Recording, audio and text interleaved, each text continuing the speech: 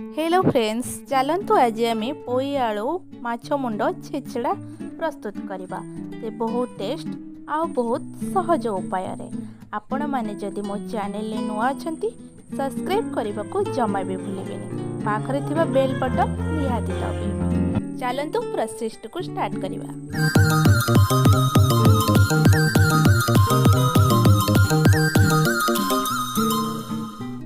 आज बनईबी मो बाड़ी पोई देखिपे केते सुंदर है। गोटे पत्र भी पोक ना आ बहुत टेस्ट होता। थरे करके खाइले बारंबार करके खाइबा को इच्छा हबो। जेहेतु मो बाड़ी रे पोई होता से टेस्ट आहरी बहुत बढ़िया होता। पुणी मो सांगे सांगे तोलिकी नहीं करती से टेस्ट बहुत होता। तो चलतु प्रथम या धोईकी भलसे काटिकी रखीदबा। तो मसला मु प्रथम जमती बना हुए मु मसला बनई की आलू कषी देइथिली। तो मसला कषी हो सारा पर मुझे जो पैसा को काटिक रखी सहित भलसे मिक्स कर देछि।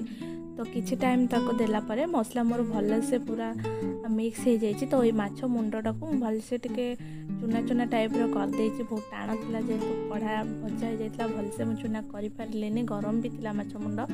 तो ताकू मुझे मसला रे देकी भलसे मिक्स कर देछि टिके। तो मु अल्प टिके गरम मसला दे देछि टेस्ट पाई देकी मु ढांकण घोड़े देछि। तो किसी टाइम पर मोर रेडी हो जाए पोई आलू माछ मुंड छेचड़ा। आपण मैंने भी थरे एमती करके निहाती खातु। मोर वीडियो भल लगे लाइक शेयर सब्सक्राइब करो।